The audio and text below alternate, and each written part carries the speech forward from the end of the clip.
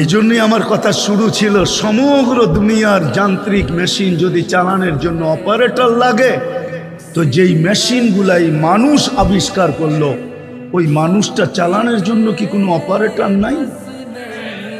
কোনো অপারেটিং দরকার নাই? এটা কিভাবে পরিচালিত হবে? বিশেষ করে উম্মতে মুহাম্মদী, বাকি বাদ দিলাম। বাকির জন্য তো দুনিয়াই রাখা আছে, তামাত্তাউ কালিলান ফা ইন্নাকুম মুজরিমুন। এটা তো বাকির জন্য তো এই দুনিয়া রাখা আছে, ওরা এই দুনিয়াতেই পাবে। জান্নাতুল কাফের, ওদের জন্য তো জান্নাত বানাইছে।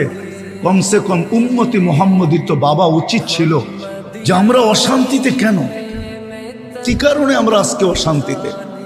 যেদিকে তাকান এদিকেই অশান্তি আর অশান্তি, অশান্তি আর অশান্তি।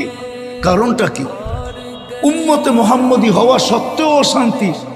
কিন্তু কোরআন তো বলে না যে উম্মতে মুহাম্মদী অশান্তিতে থাকবে।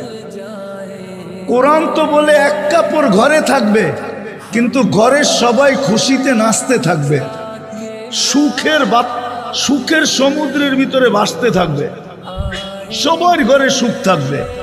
একটা নিয়ে আসেন আমাকে যে সাহাবারা অসুখী ছিল। দুনিয়ার কেউ লেখছে একটা শব্দ? কোন কাফের লেখছে সাহাবাদের সম্বন্ধে যারা অসুখী ছিল? হ্যাঁ, গরিব ছিল, এটা লিখতে পারে।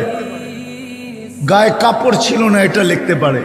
পায়ে জুতা ছিল না, এটা লিখতে পারে। শততালির কাপড় ছিল, এটা লিখতে পারে।